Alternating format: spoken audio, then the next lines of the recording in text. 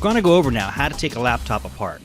Now, I've taken apart many laptops, and though they differ from model to model, they seem to follow a general theme, and I'm going to go through my procedure for what I believe is the most efficient way to get the laptops apart. And this applies mainly if you have to get down to the motherboard level. The first thing I do is I pull the battery out. You don't want to have any charge in the laptop when you're working on it. Second, I'll start pulling out components one by one. Components that I can get to easily and that will be able to be removed so they're not connected to the motherboard, like the CD drive.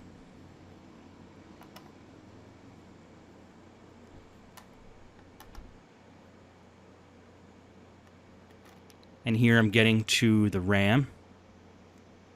There's one stick in there. You just grab the two ends of the RAM holder and it'll pop up. Sometimes you have to use a device to get in there if it's too tight. And you pull the stick of RAM out. Then you have a wireless card. And wireless cards have that antenna. It's usually a black, gray, or white cord. It just pops right off. And again, the wireless card comes out just like the RAM does. Now we're going to get the hard drive out. And this laptop actually already has the hard drive taken out, but we'll take the cover off. Now what I really want to do is get the screen off, because the screen's going to be in the way.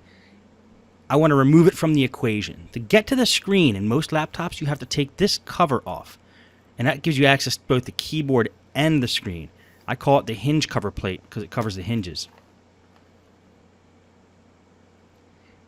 And the way to get that off is usually to just pry it off, unless it's held in by screws, and that's why I turn the computer over. I'm going to remove any screw that appears like it's directly under the hinge cover plate that could be fastening it on, because I've pried that hinge cover plate off in the past and sometimes it's screwed in from the bottom and it breaks. So rule number one, if you have to force anything off of these laptops, stop what you're doing. It's probably going to break. So I just play it safe and remove all the screws that could possibly be holding that hinge cover plate on. And the only way I'll be able to tell is when I go to attempt to take the hinge cover plate off. So just lining it up. I lined up how big that hinge cover plate is, and I'm just removing any screw that's directly under that. And this computer actually has a lot of them. Most computers don't have this many screws directly under the hinge cover plate.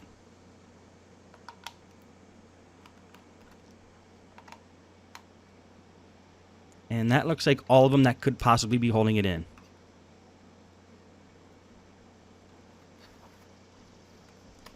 So now we flip it over, open it back up again, and now we attempt to remove the hinge cover plate, knowing that any screw that could possibly be holding it in is removed.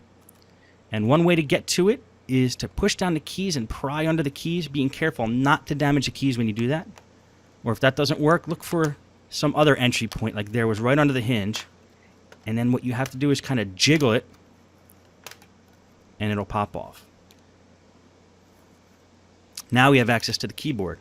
And it's going to take the 4 screws off that are holding the keyboard on.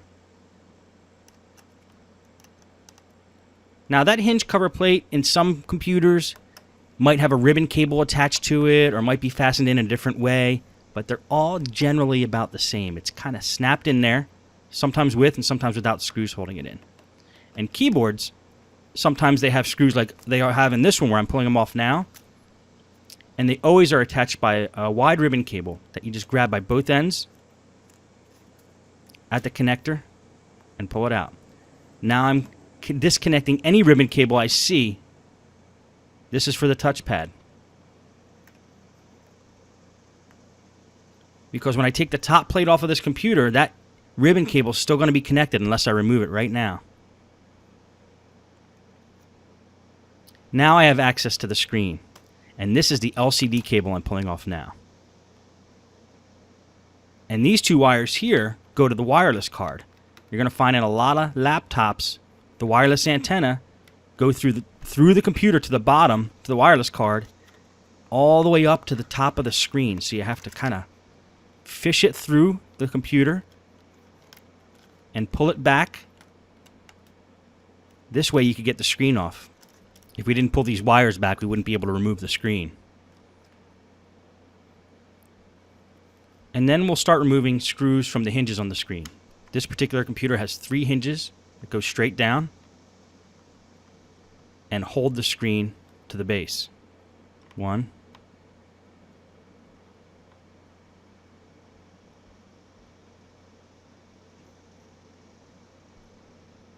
And they're on pretty tight, which is a good thing. You want these screws to be tight on a computer because these are the ones that are holding the screen on. You don't want the screen to be flapping around. And then we'll pull the screws out of the other side.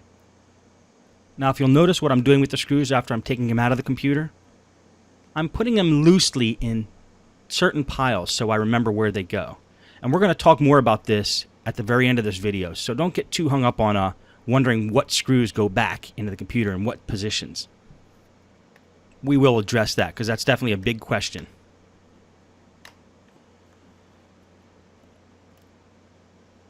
Now the screen should come right up after we pull out this last screw.